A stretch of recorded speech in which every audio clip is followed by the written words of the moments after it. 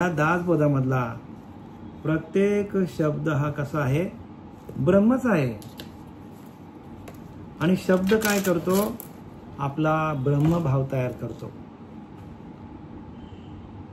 म्हणून समर्थ रामदासांचा अखेरचा संदेश काय आहे, तर माझी काया आणि वाणी गेली म्हणाला अंतःकरणी. माझी काया आणि वाणी गेली म्हणाला अंतःकरणी, परी मी असे जगत जीवनी निरंतर. समर्थ रामदास सांगतात, मी सर्व जगामध्ये व्यापक आहे आणि मी निरंतर आहे. माझी काया जरी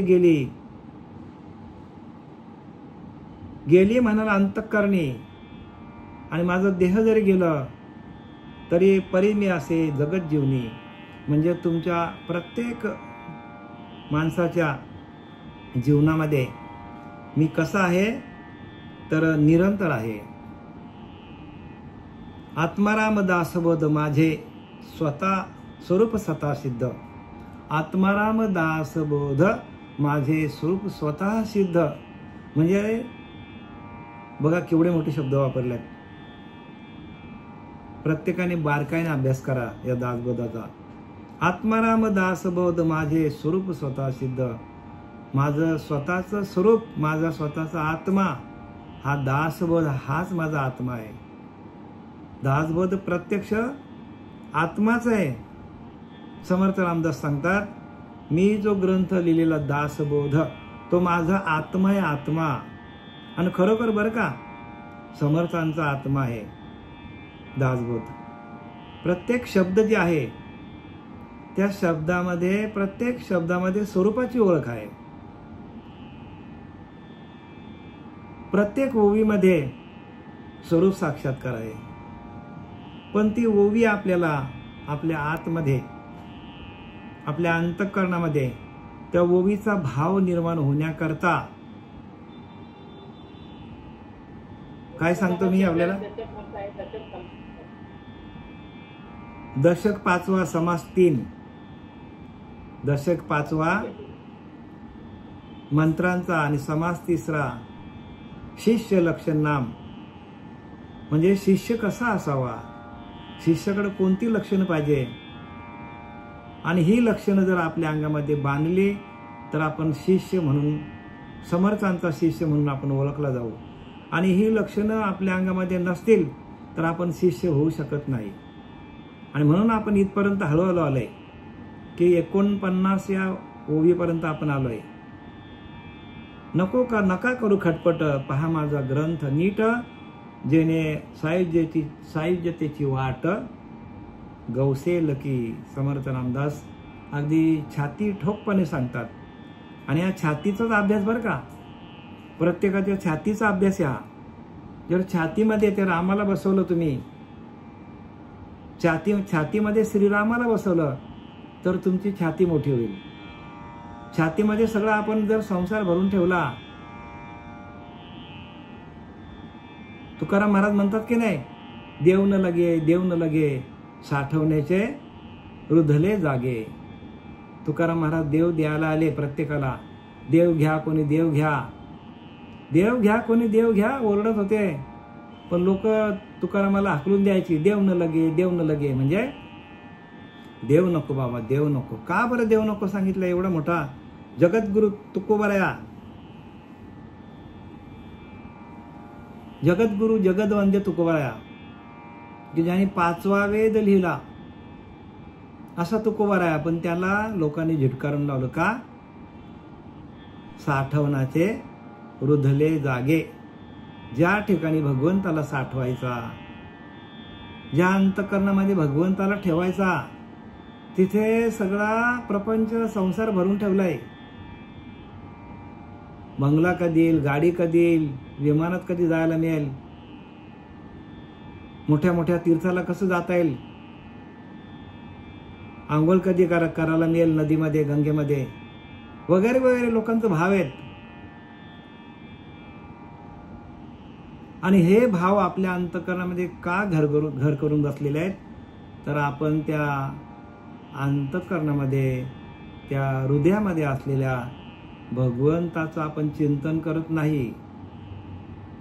म्हणून सगळं आहे, देव न लगे साठवणाचे रुधले जागे. जिथं भगवंताला साठवायचा तिथं सगळं आपण काय केलं त्या घरामध्ये.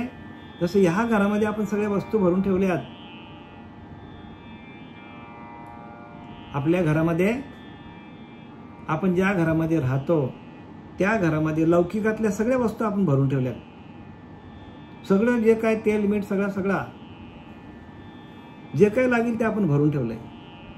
चैनीच्या वस्तू काय असतील, एंटरटेनमेंट काय असेल, सगळ्या वस्तू भरून ठेवल्या. घर अगदी गच्चपणे भरून ठेवलंय. पण तसाच आपण काय केलेलं आहे, या अंतःकरणामध्ये सगळे विषय आपण भरून ठेवलेत. काम, क्रोध, लोभ, मदमत्सर, दंभ, संशय, चिंता, रजगुण, तमगुण, सत्वगुण, अहंकार, या सगळ्या गोष्टी आपण साठवून ठेवल्यात. आणि म्हणून आपल्या अंतःकरणामध्ये देवाची अनुभूती येत नाही आपल्याला. तर देवाला ठेवायलाच जागा नाही, सगळं भरून ठेवलं आपण. विषय वासनेमध्ये माणूस अडकलेला आहे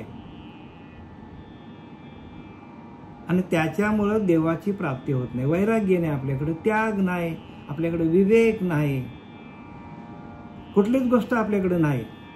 आणि त्यात आपण खानपान आपला वेगळाच काय आहे. आपण काय करतो, जो अन्न आपण भक्षण करतो तो अन्न देखील शुद्ध नाही, तो पण तामसी आहार आहे. मग आपल्याला देवाची प्राप्ती होईल का? आणि देव तर शुद्ध आहे, निखळ आहे. आणि म्हणून इथं काय सांगतात, नका करू खटपट, पहा माझा ग्रंथ नीट. खटपट करायची गरज नाही, नीट बघा माझा ग्रंथ, नीट बघा. जेणे सायुज्यतेची वाट गवसेल की, सायुज्य मुक्ती मिळेल तुम्हाला. म्हणजे संत रामदास छाती ठोकपणे सांगतात, अरे बाबांनो तुम्हाला सायुज्यता मुक्ती मिळेल. जेणे गवसेल, जेणे सायुज्यतेची वाट गवसेल की. 100% की म्हणजे 100% आपल्याला सायुज्यता मुक्ती मिळणार. पण आपण या ग्रंथाचा अर्थ नीट समजून घेतला पाहिजे. तो श्रीगुरूंना शरण जाऊन, तत्वदर्शी गुरूंना शरण जाऊन त्यांच्याकडनं आपल्याला नामाचा बोध घ्यावा लागेल. त्या बोधाच्या महावाक्यातून आपल्याला आत्मबोध होतो, त्या महावाक्यातून आपल्याला बोध होतो. बोध म्हणजे काय, अहम ब्रह्मास्मी, आपणच परब्रह्म आहोत, असा आपल्याला बोध झाला तरच हा दासबोध वाचून फायदा आहे. दासबोध कशासाठी वाचायचा, अहम ब्रह्मास्मी जाण, आपणच ब्रह्म आहोत, जाणून घेतो आपणच परब्रह्म आहोत. एकोहम शिवोहम, ते एक तत्व मी आहे, ते शिव तत्व मी आहे. आणि याच्यासाठी दासबोध लिहिलाय या कलियुगामध्ये. पण लोकांनी जाणून घेण्यासाठी त्याला जे काय बंधन लागतं ते बंधन लोकांना नको आहे. आणि तुकाराम महाराज म्हणतात, बंधनापासून उकळलेल्या गाठी आणि देता आली मिठी सावकाश. सर्व प्रकारची बंधनं गेली माझी आणि मी भगवंताला मिठी मारली. म्हणजे तुकोबारायांचं वाक्य खोटं आहे का? सर्व प्रकारची बंधनं ज्या वेळेला तुटतील आपली, सर्वच प्रकारची बंधनं तुटली पाहिजे. प्रपंचाचा, संसाराचा, अहंकाराचा, विषयांचा, सगळ्यांचा बंधन ज्या वेळेला तुटून जाईल त्यावेळेला आपल्याला परमात्मा लांब नाहीये. आणि त्यासाठी स्वतः अंतःकरण जिता सकळ कामोपशांता, परमात्मा परवता दुरी नाही. 6व्या अध्यायामध्ये ज्ञानोबा सांगतात, काय सांगतात, स्वतः अंतःकरण जिता म्हणजे स्वतःचा अंतःकरण जिंका. त्या अंतःकरणात विषय राज्य करून बसलेले आहेत. आणि त्या विषयांना जिंकायचा असेल तर मग तुम्हाला महावाक्याचा बोध व्हावा लागेल. ते नाम शस्त्र आहे. ज्ञानदेव म्हणे हरिनामाचे शस्त्र, ते शस्त्र तुमच्या हातात यायला पाहिजे. हरिनाम हे शस्त्र आहे आणि ते शस्त्र एकदा तुमच्या हातात आलं की आपल्याला लढाई करता येतो. मग ज्यांच्याकडे शस्त्र नाही ते लढाई करू शकत नाही आणि त्यांना लढाईला उतरू पण शकत नाही. मग ते रणांगणामध्ये उतरलेलेच नाही. माहिती घेणं म्हणजे ज्ञान नाहीये, ऐकणं म्हणजे ज्ञान नाहीये. त्या स्वस्वरूपाशी एकरूप होण्यासाठी जी मेहनत आहे, त्या मनाला बाजूला काढणं, त्या मनाला रामरूप करणं, त्या विषयांना बाजूला करणं, तो अहंकार घालून टाकणं, या सगळ्या गोष्टी त्या नाम साधनेतून होतात. आणि सर्व संतांनी हेच केलं. काय केलं? नाम घेतलं आणि नामरूपी नौकेमध्ये बसले आणि ते इहलोकातून परलोकात गेले. नामरूपी नौका थोर जेणे तारिले अपार. अपार म्हणजे जेवढे आले तेवढे या नामरूपी नौकेमध्ये बसले. भगवान राम आला, कृष्ण परमात्मा आला, तुकोबार आले, ज्ञानोबार आले, जनाबाई आली, मुक्ताबाई आली. नामरूपी नौकेमध्ये बसले आणि इहलोकातून परलोकात गेले. आपल्याकडे नौका नसेल तर आपल्याला कसं जाता येईल? कारण महासागर या भवसागर आहे. या भवसागरातून आपल्याला तरुण जायचं असेल तर आपल्याकडे नामरूपी नौका असली पाहिजे. ज्याच्याकडे नामरूपी नौका नाही त्याला तरुण कसं जाता येईल? कारण सर्व संतांनी हेच लिहिलंय, नाम साधन, नाम संकीर्तन, साधन पाय सोपे एकदम, पण जळतील पापे, जन्मांतरीची पापे जळतात. जन्माची पापे जळतात. आणि एकदा का आपल्या अंतःकरणामध्ये अनेक जन्माचं मल विक्षेप आवरण बसलेलं आहे, त्यांना एकदा का ती आग लागली ज्ञानस्वरूपाची, का तिथल्या तिथंच आपल्याला परमात्म्याची प्राप्ती आहे. परमात्मा लांब नाही बरं का, परमात्मा आपल्या जवळच आहे. नाना तीर्थे नाना देशी, कष्ट तर जावे पहावे अशी, तैसे नलगे परब्रह्माशी, बैसले ठाई एका जागेवर बसून आपल्याला परमात्म्याची प्राप्ती आहे. म्हणून नका करू खटपट, पहा माझा ग्रंथ नीट, जेणे साहित्य मुक्तीची वाट गवसेल की. आणि हे परमार्थाचं जन्मस्थान कुठून झालेलं आहे?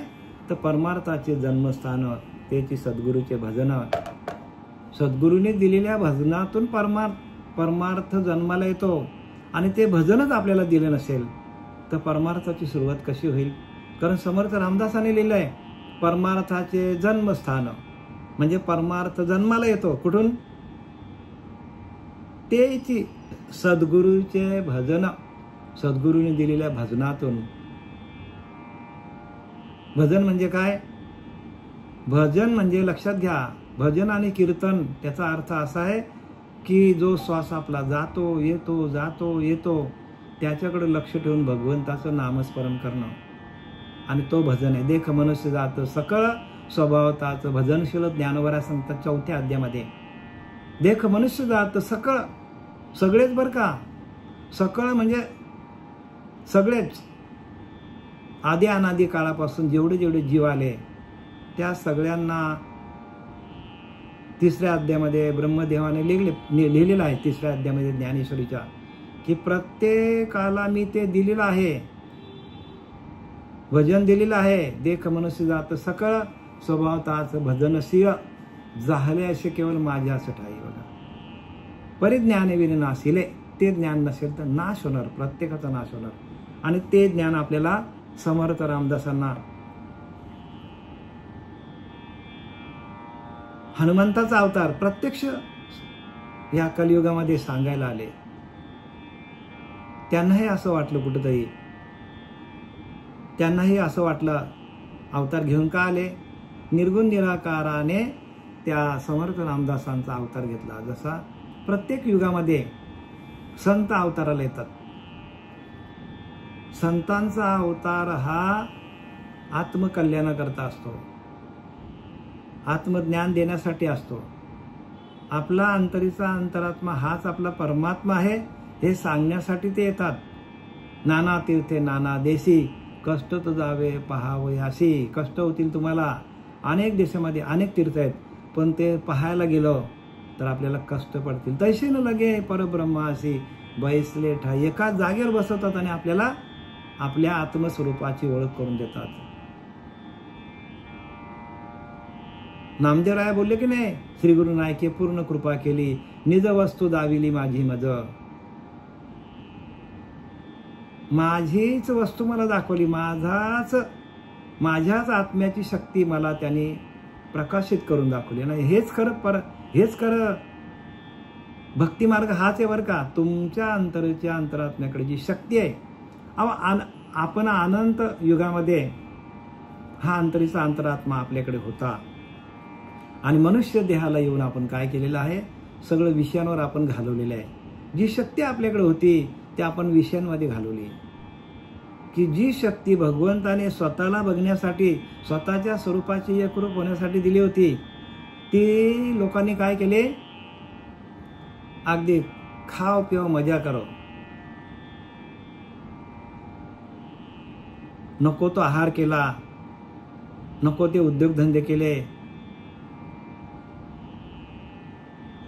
जे अंतरात्म्याला समजतं, आपल्या अंतरात्म्याला की हे चुकीचं चालले, तरी पण करतो माणूस. का? हाय तरुण तर घ्या मजा करून, अशी परिस्थिती आहे. आणि हेच आपल्याला भोवलेलं आहे. आपल्याकडनं ज्या ज्या चुका झालेल्या आहेत, प्रत्येक देहाकडनं, प्रत्येक माणसाकडनं ज्या ज्या चुका झालेल्या आहेत, जे जे कर्म झालेले आहेत, त्या कर्माची फळं 100% लागणार. 100% फळ आपल्याला, फळ जे आपल्याला आलेलं आहे, कर्माचं फळ, त्या कर्माची फळं आपल्याला भोगावी लागतात प्रत्येकाला. अगं कर्मी जे उरावे ते सुख दुःख फळावे, ज्ञानोबा सांगतात. म्हणजे सुख दुःख वाटायला येतात आपल्याला. कारण काय? आपले कर्म चुकल्यात. म्हणून आधी कर्माचा प्रसंग, आधी कर्म मग प्रसंग येतात. कर्म चुकले की प्रसंग येतात. कर्म चुकले नाही तर आपल्याला प्रसंग येतील का? आधी कर्माचा प्रसंग. कर्म केले पाहिजे, सांगण्यासारखे कर्म करायचे माणसाने. कदाचित पडले व्यंग तरी प्रत्यवाय घडे. जरा जरी चुकी झाली तरी प्रत्येकाला भोगावं लागेल.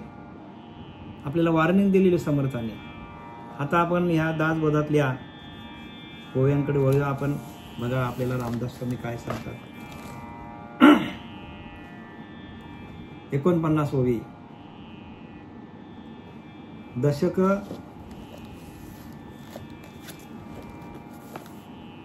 5वा मंत्रांचा आणि समास 3रा शिष्य लक्षण नाम. म्हणजे शिष्याकडे कोणती कोणती लक्षणे असली पाहिजे.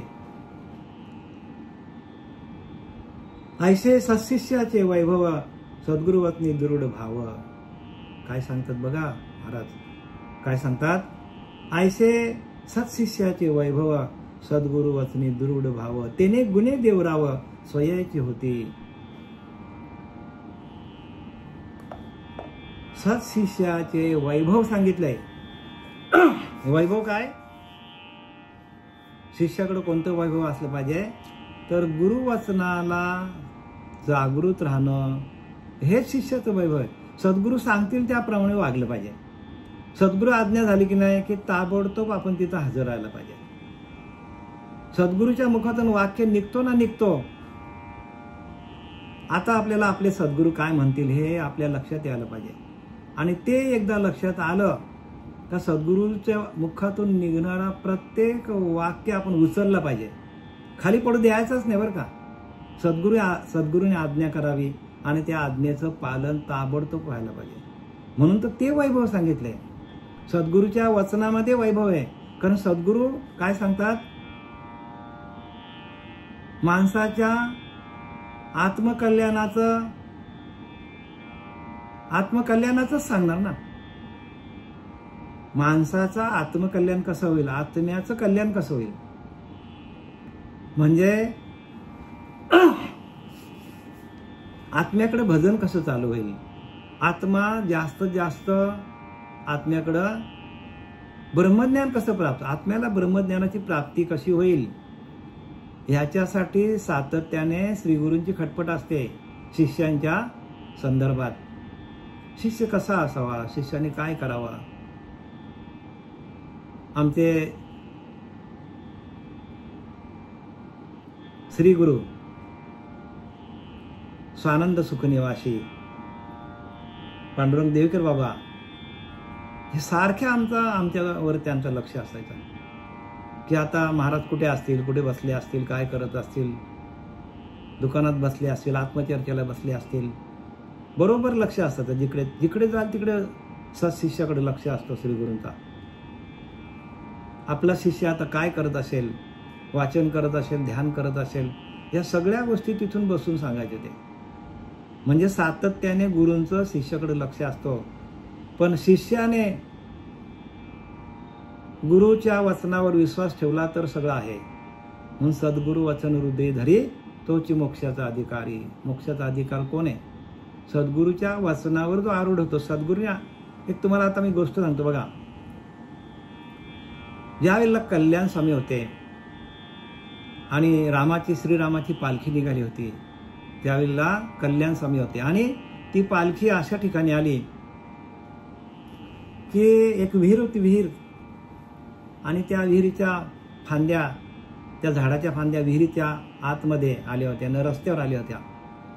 पण समर्थ रामदासांनी आज्ञा केली की झाडावर चढा फटाफट, रामाची पालखी आलेली आहे, आणि पटदिशी काय करा, झाडाच्या फांद्या तोडा. 5-6 लोक लगेच धावली. धावल्यानंतर समर्थाने आज्ञा केली की शेंड्याला बसून बुंध्याला घाव घालायचं. शेंड्याला बसायचं आणि बुंध्याला घाव घालायचं फांदीच्या. सगळेच्या सगळे खाली उतरले. पण कल्याण स्वामी निष्ठेच होता. तो गेला, त्याला माहिती आपला काहीतरी हित असेल, आणि त्याने रामदास स्वामींच्या आज्ञेप्रमाणे शेंड्याला बसला आणि बुंध्याला घाव घातला. ज्या फांदीवर बसला होता तीच फांदी त्या बावडीत पडली. समर्थांना घेऊन, म्हणजे यांना घेऊन, कोणाला कल्याण स्वामीला घेतलं आणि बावडीत पडली. पडल्यानंतर आता आपलं हितच असणार की नाही, आपल्या हितासाठीच सांगितलं असेल ना. म्हणून कल्याण स्वामीने ते केलं, बावडीत पडले आणि पालखी पुढे गेली. आणि मग समर्थांनी हाक मारली. तर त्यांचं नाव आता विसरलो मी, काहीतरी नाव आहे त्यांचं. आणि हाक मारली तर कल्याण आहे म्हणतो. काय म्हटलं? कल्याण आहे. आणि तेव्हापासून त्यांचं नाव कल्याण स्वामी पडला आणि आले वरती ते. म्हणजे सद्गुरु वचन हृदयधारी. सद्गुरु वचन हृदयधारी तोच मोक्षाचा अधिकारी. वचन जशी जशी गुरूंची आज्ञा असेल त्या गुरूंच्या आज्ञेमध्ये आपण कार्य केलं तर ते कार्य सिद्धीच जातो. पण सद्गुरु वचन हृदयधारी, वचनावर, आणि वचन हाच वैभव. इथे काय सांगतात? ऐसे सत्शिष्याचे वैभव. सत्शिष्याकडे वैभव येईल. कोणतं वैभव येईल?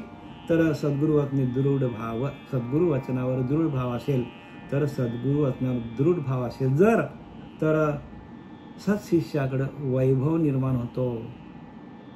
वैभव म्हणजे काय? ज्ञानाचं वैभव, हरिनामाचं वैभव, हे सगळं वैभव आहे.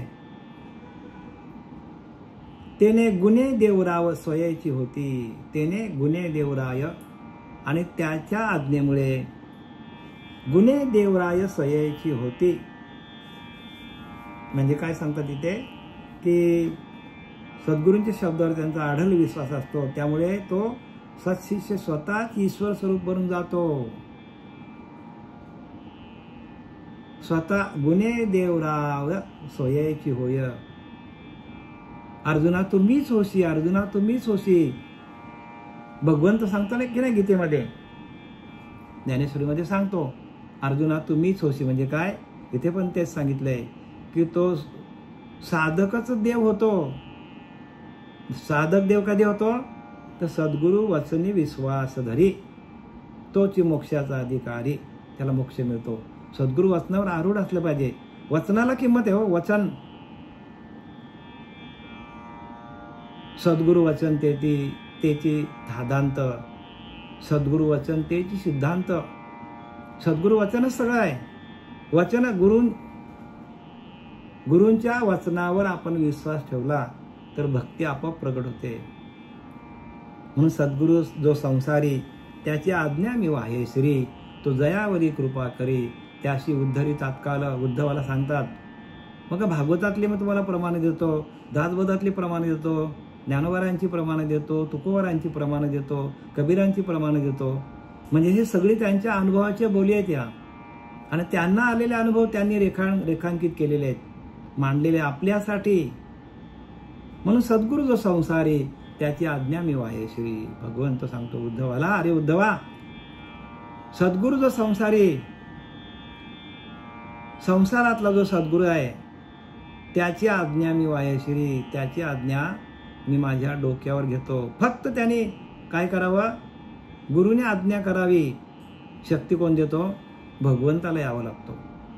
गुरुच्या वाक्यातून निघालेले जे शब्द आहेत आणि त्या शब्दांसाठी जर सत्शिष्याने पालन केलं तर स्वतः भगवंत आपल्यासाठी धावत येतो.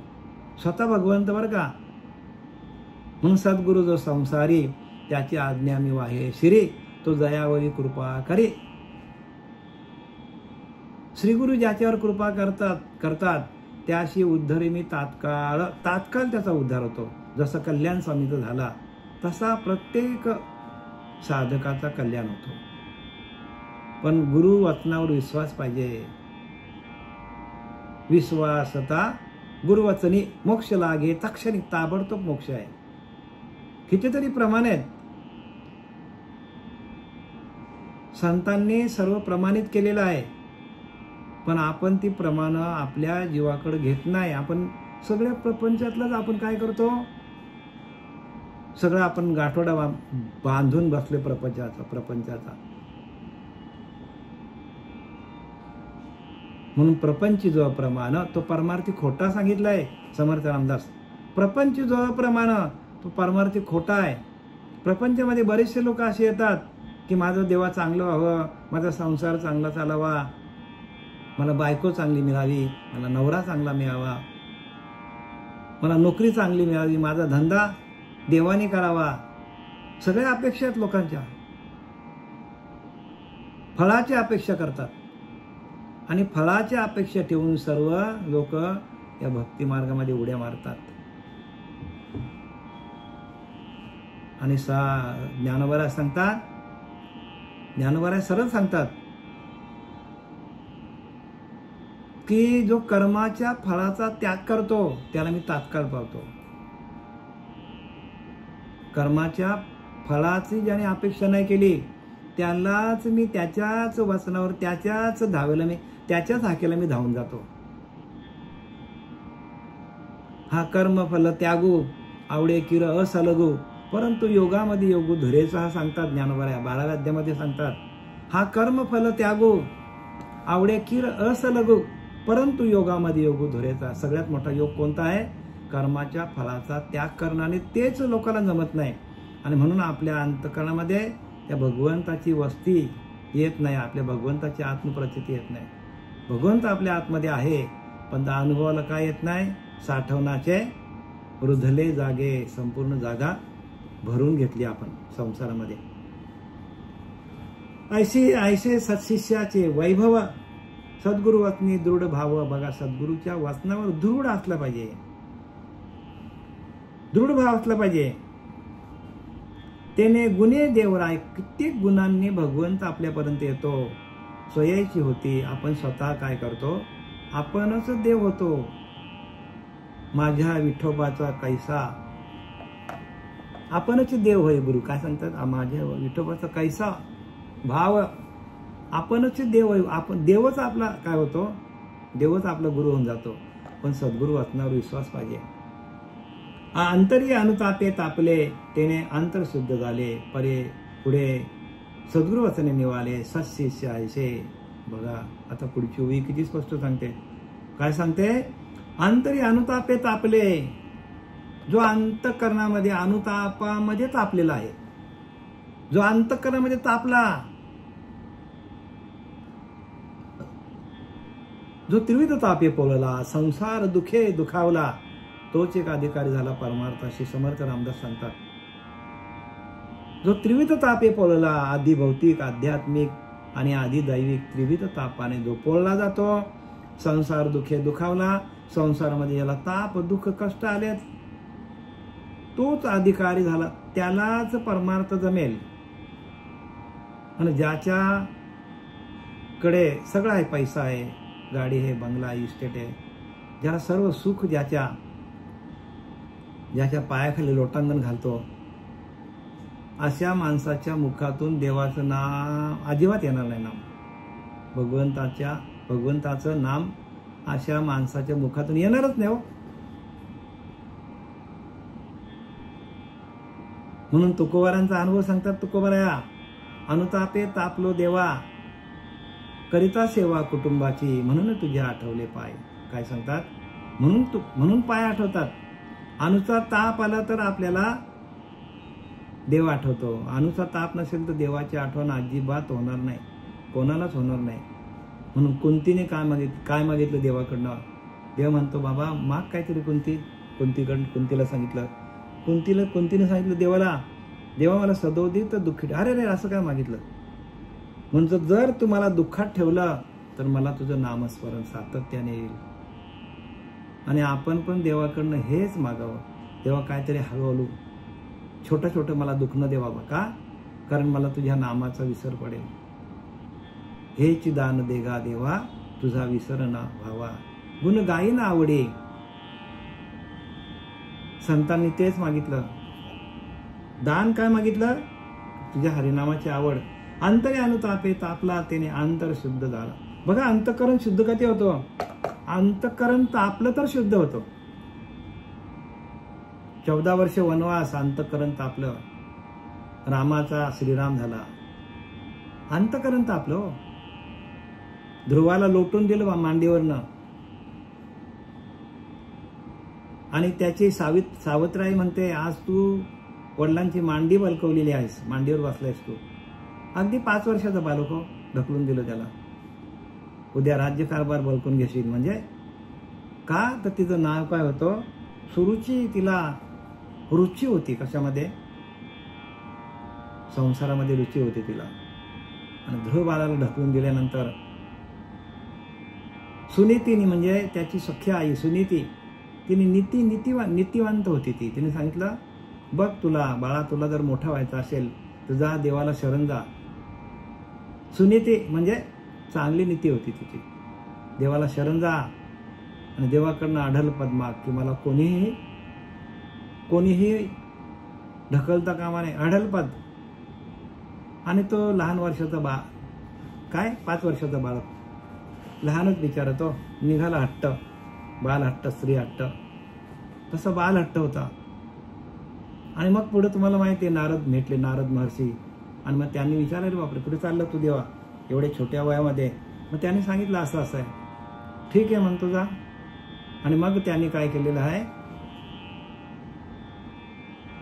त्या नारद महर्षींनी बाल हट्ट पुरवलेला आहे. आणि पुढे जाऊन त्यांनी अढल पद बलकावलेलं आहे. हो, हे सगळं काय? की जो अनुताप आहे तापला, ज्याला अनुताप आहे तोच परमार्थ करू शकतो. बघा ना, आपल्याला आपण आपलंच उदाहरण घ्या.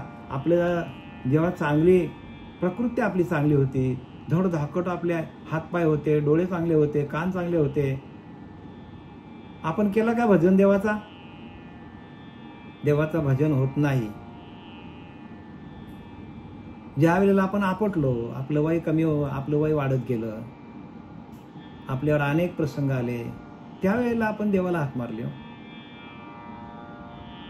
म्हणून सांगतात समर्थ रामदास, उलटे सांगतात, जया नाही अनुताप हे त्याचे पूर्व पाप.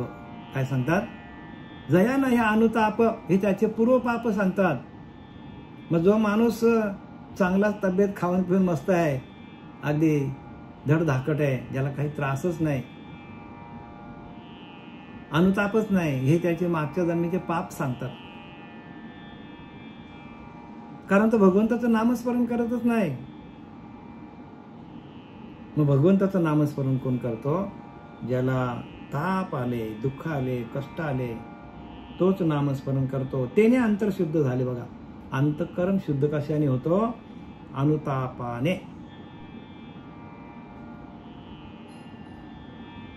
म्हणून अनुतापे विन भाव, भावाविन देव कैसे पाविजे.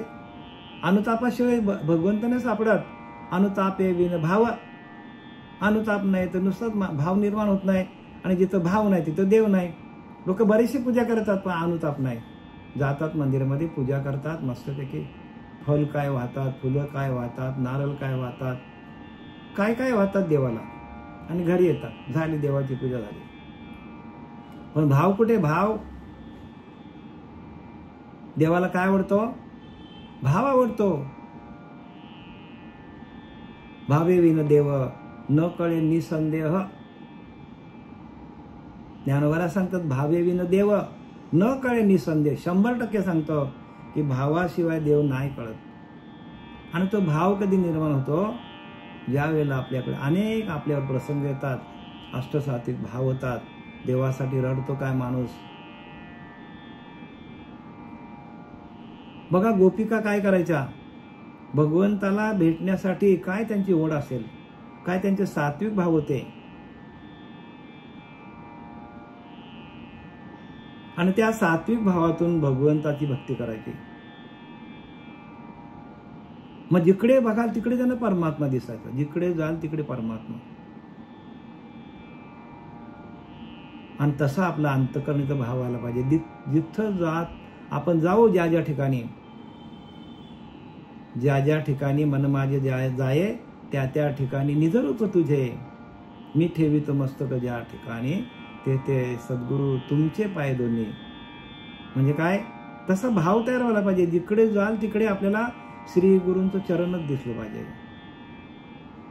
आणि हे सगळं कशाने होतं तर समर्थ रामदास सत्य परिस्थिती सांगतात. याला शुद्ध ज्ञान म्हणतात.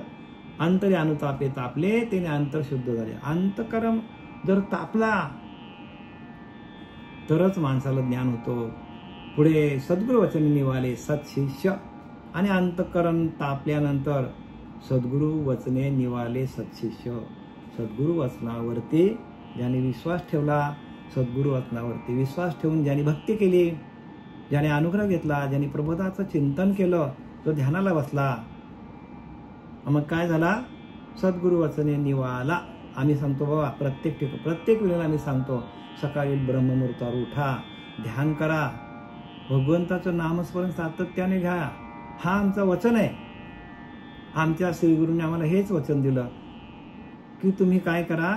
वचन म्हणजे काय, आपण श्रीगुरूंना आपण ग्वाही देणं, म्हणजे काय म्हणतात त्याला, शब्द देणं. श्रीगुरूंना आपण शब्द दिला, ज्यावेळेला आपण अनुग्रहित झालो की सकाळी उठून मी रोज ध्यान करेन, ब्रह्ममुहूर्तावर उठेन, जेव्हा जेव्हा आठा प्रहारा माझा रे मोठके निमिषभर देत जाये. म्हणजे 4 प्रहर दिवसाचे, 4 प्रहर रात्रीचे, या 4ही 8 प्रहर माझा रे मोठके निमिषभर देत जाये. थोडं वेळ मी भगवंता तुझ्या चिंतनामध्ये, तुझ्या नामस्मरणासाठी देईन, असं श्रीगुरूंना वचन आपण दिलेलं असतं. आणि ते वचन आपण विसरतो. पुढे सद्गुरु वचने निवाले सत्शिष्यायसे. सद्गुरूच्या वचनावरती आरूढ झाल्यानंतर निवाले शांत झाले सत्शिष्य. सद्गुरूच्या वचनामध्ये शांती आहे, सद्गुरूच्या वचनामध्ये शक्ती आहे.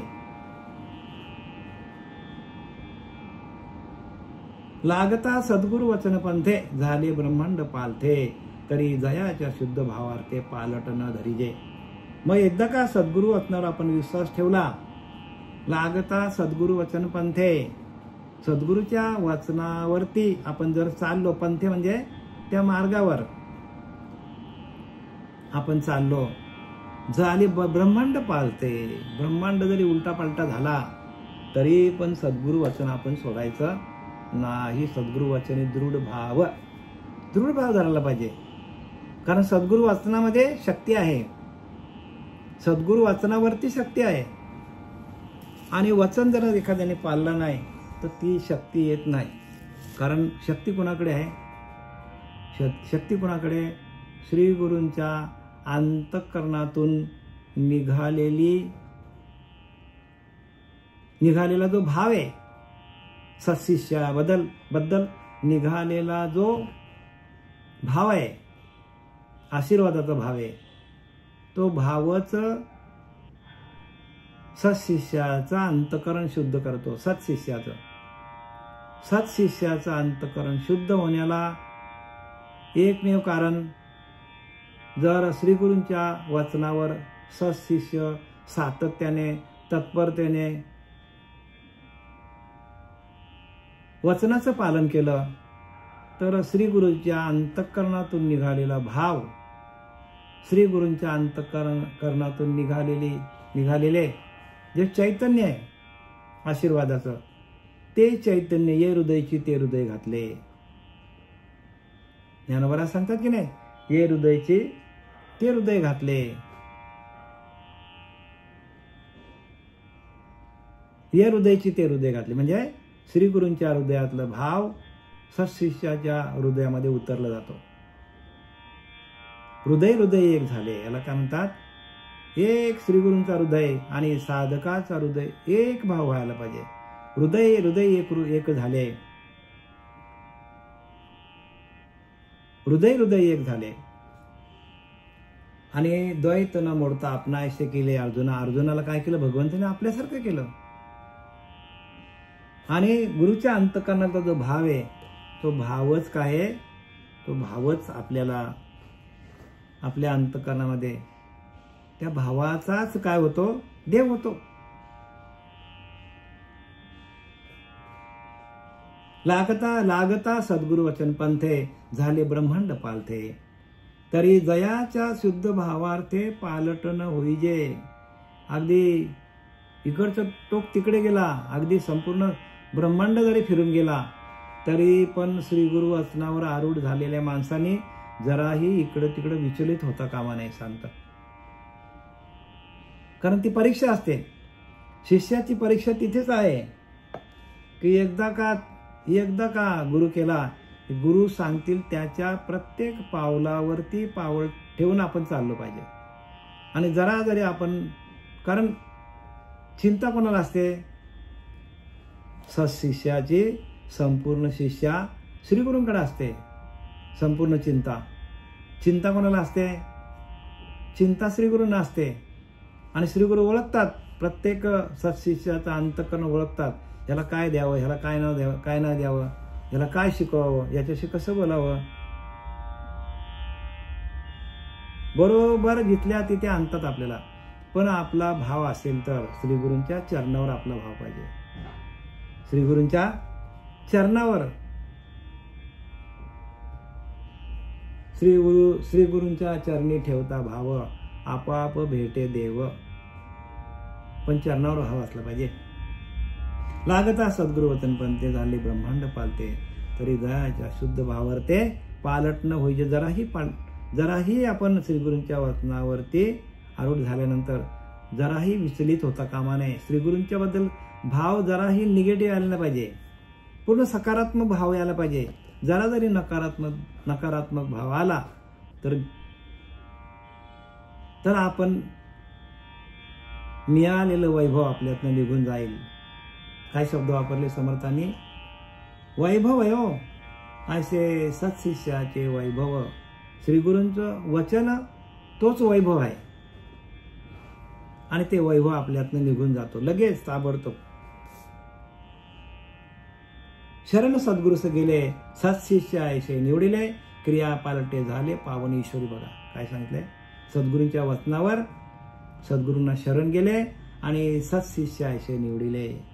आणि श्री गुरूंनी काय केलं, सत्शिष्याची निवड केली. क्रिया पालटे झाले पावन ईश्वरी.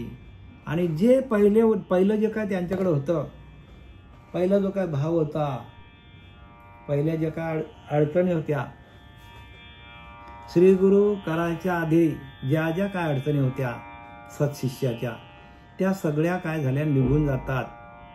क्रिया पालटे झाले पावन ईश्वरी. त्यांची क्रियाच वृत्तीमध्येच पालट झाला आणि पावन झाले ईश्वरी. आणि ईश्वराला प्राप्त करून घेतलं त्यांनी. काय सांगितलं इथे की पावन ईश्वरी, क्रिया पालटे झाले पावन ईश्वरी. ईश्वराला प्राप्त करून घेतलं किंवा त्या स्वस्वरूपाला जाऊन भेटले. म्हणजे शक्ती कोणाकडे आहे, श्रीगुरूंकडे शक्ती आहे. आणि श्रीगुरु नायके पूर्ण कृपा केली. श्रीगुरूच पूर्ण कृपा करतात. पूर्ण कृपा कोणाची पाहिजे, श्रीगुरूंची पाहिजे. देवाची कृपा नाही झाली तरी चालेल, पण श्रीगुरूंची कृपा व्हायला पाहिजे.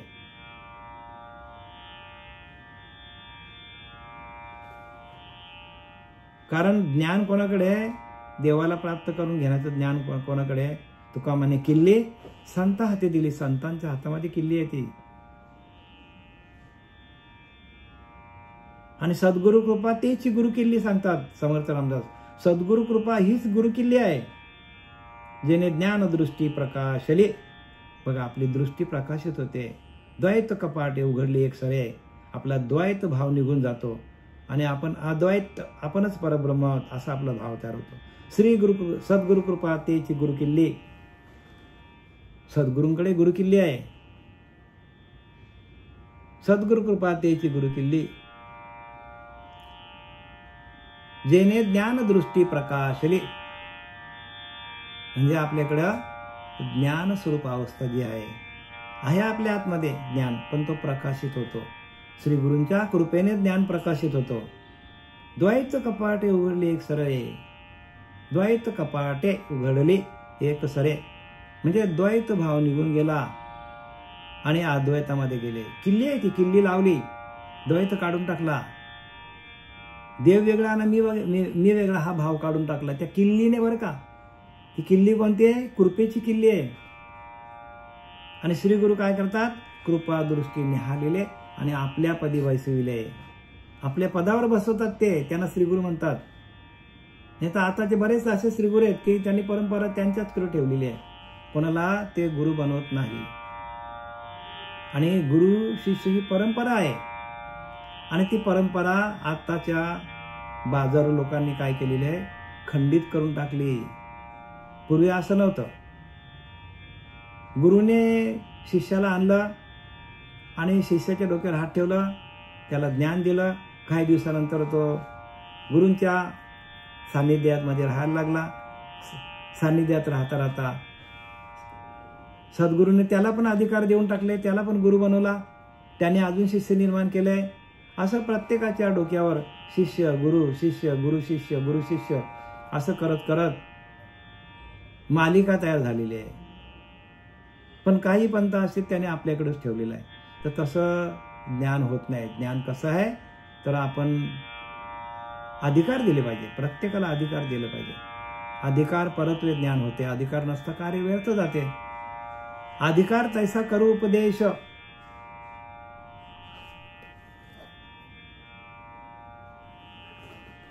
शरण सद्गुरुस गेले सत्शिष्य ऐसे निवडिले. क्रिया पालटे झाली पावन ईश्वर ऐसा सद्भाव अंतरी. तोची मुक्तीचे वाटेकरी. असा सद्भावांतरी, असा त्या सत्शिष्याच्या अंतकरणामध्ये भाव तयार झाला श्री गुरूंविषयी. तेच मुक्तीचे वाटेकरी. तर त्यांना मुक्तीची वाट मिळते. वाटेकरी म्हणजे मुक्तीच्या वाटेला लागतात. येर माईक वेशधारी असत्शिष्य. येर माईक वेशधारी. येर माईक जे खोटे आहेत आणि वेशधारी असत्शिष्य. जर ज्यांनी सद्गुरु वचनावर विश्वास ठेवला नाही तर ते शिष्य होऊ शकत नाही. नुसते त्यांनी टोप्या घातल्यात, पेहराव केलाय शिष्यासारखा, भगवे कपडे घातल्यात, अशिष्य आहेत ते म्हणतात समोर. येर माईक वेशधारी असत्शिष्य म्हणजे वेशाला किंमत नाही दिली, आपल्या पेहरावला किंमत नाही दिली. किंमत कशाला दिली? सद्गुरु वचन हृदय धरी. सद्गुरूच्या वचन जे शब्द निघेल परब्रह्म, ब्रह्म शब्द येते, त्या ब्रह्म शब्दाला ज्याने आपल्या अंतःकरणामध्ये साठवलं तोच खरा सत्शिष्य.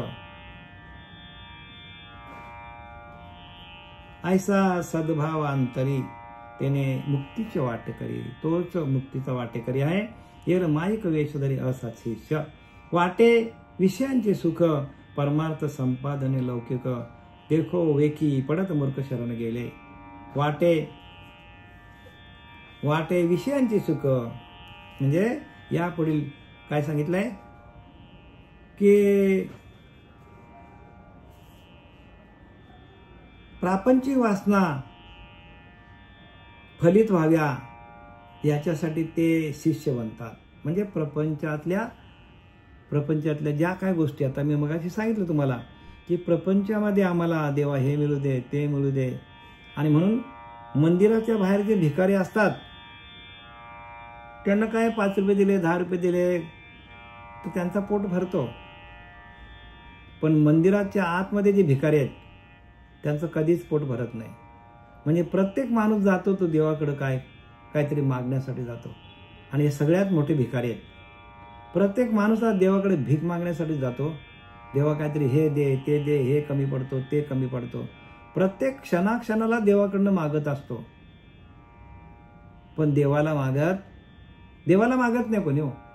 देवाकडून काहीतरी पाहिजे, देव नको. देवाने आपल्याला सुखी ठेवावं, देवाने आपल्याला हे द्यावं, देवाने प्रपंचातल्या वस्तू द्याव्या.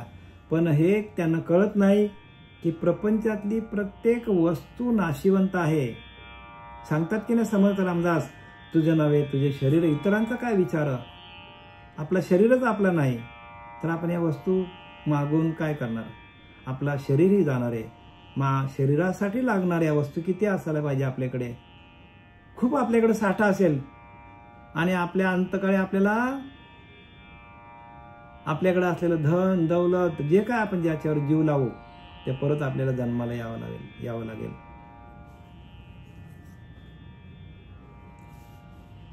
वाटे विषयांचे सुख, परमार्थ संपादने लौकिकाचा परमार्थ करतात सगळे. आणि विषयांच्या सुखासाठी देवाकडनं हे माग ते माग, हे मागणं चालूच असतात माणसाचं. देखो वेखी पडत मूर्ख शरण गेले. असे मूर्ख लोक, पडत मूर्ख म्हणजे शिकून मूर्ख, ज्यांना माहिती आहे की हा नरदेह जाणार आहे. या नरदेहाला काय लिमिट आहे, कोणी 50, कोणी 60, कोणी 70, कोणी 80, कोणी 100, असं प्रत्येकाला भगवंतानी काय दिलेलं आहे, आयुष्य दिलेलं आहे. त्या आयुष्याच्या शेवटी प्रत्येकाला ध्येय ठेवायचं आहे. असं असताना माणूस काय करतो, मागण्या मागत बसतो देवाकडनं, हे दे ते दे. एक कंपनी झाली, करोड रुपये कमवले तरी नाही सांगता अजून मला अजून 100 करोड कमवायचे, अजून 200 करोड कमवायचे. म्हणजे काय, त्याची पैसा कमवण्याची वासना. आणि मग पैसा कमवल्यावर माणूस काय करतो, या शरीराच्या द्वारे नको ते सुख भोगत बसतो आणि इथेच माणूस अडकतो. म्हणून ब्रह्मादिक पदे दुःखाची शिराणी. दुःख आहे तिथे, मोठे मोठे पद मिळवतात लोक. कोणी मंत्री, कोणी संत्री, कोणी काय काय होतात, कोणी आमदार, कोणी खासदार, काय काय केवढा पैसा कमवतात. कोणी मुख्यमंत्री, मोठे मोठे पद बळकावली जातात. ब्रह्मादिक पदे दुःखाची शिराणी आहे, तेथे दुश्चित जणी पडो देशी, तुकाराम महाराज सांगतात. आणि ही सगळी पद आहेत ती आपल्याला काय करणार एक दिवशी, मग तया पुण्याची पावटी सरे, इंद्रपणाची उटी उतरे आणि सवेची येती माघारी मृत्यूलोकी. ज्ञानोबा सांगतात पुण्य संपलं की ताबडतोब जावं लागतं माणसाला. सरिता संचिताचे शेष, नाही क्षणाचा अवकाश, भरता न भरता निमिष जावे लागे. समर्थ रामदास सांगतात सरिता संचिताचे शेष, जे का आपण संचित घेऊन आलेलो आहोत अनेक जन्मामध्ये, ते आपल्याकडे संपलं न संपलं आपल्याला जावं लागेल. नाही क्षणाचा अवकाश, एक क्षण पण आपल्याला थांबता येणार नाही. भरता न भरता निमिष म्हणजे पापणी मिटतो न मिटतो जावं लागेल. मग हे कशासाठी करायचं आपण, भगवंताच्या प्राप्तीसाठीच नरदेहाने आलेला आहे. देहाची गावा जया लागे आले पांडवा, तो कार्यार्थ आघवा सांडून या. ज्यासाठी हा देह मिळालेला आहे तो कार्य टाकलाय आणि माणूस काय करत बसलाय, विषयांच्या मागे, लौकिकाच्या मागे. इथे लिहिले बघा लौकिक, काय लिहिले, विषयांचे वाटे विषयांचे सुख, परमार्थ संपादने लौकिक. लौकिकाच्या मागे लागले माणूस. नाव मोठा व्हायला पाहिजे, शिष्य वाढायला पाहिजे, करोडो शिष्य वाढले पाहिजे. काय कामाचे शिष्य, ज्या एकाही शिष्याला आपल्याच आत्मस्वरूपाची ओळख नाही, असे शिष्य आपण तयार करून आपला भलं होईल का. म्हणून बाबा आमच्या नेहमी म्हणायचे बघा, आप डुबे तो डुबे, यजमान को भी लेके डुबे. म्हणजे आपण बुडलो तर बुडलो, पण आपल्या जोडीला येणारे जे शिष्य आहेत त्यांना पण आपण घेऊन काय करणार, अधोगतीला. आपण पण अधोगतीला जाणार आणि शिष्य पण अधोगतीला जाणार. म्हणून शिष्याची लक्षणं सांगताना समर्थांनी आपल्याला आता या ओवी क्रमांक कुठपर्यंत आलो आपण, 54 पर्यंत आलोय. आता आपला वेळ संपलेला आहे. झालेली सेवा सच्चिदानंद सद्गुरू श्रीपाद बाबा, रामदास बाबा, नारायण बाबा, नाना पांडुरंग दिवेकर बाबा यांच्या चरणी समर्पित करीत आहे. कुंडलिकावर दे हरी विठ्ठल श्री ज्ञानदेव तुकाराम पंढरीनाथ भगवान की जय. माऊली ज्ञानेश्वर महाराज, जगद्गुरु तुकाराम महाराज की जय. शांती ब्रह्म एकनाथ महाराज की जय. अवधूत चिंतन श्री गुरुदेव दत्त.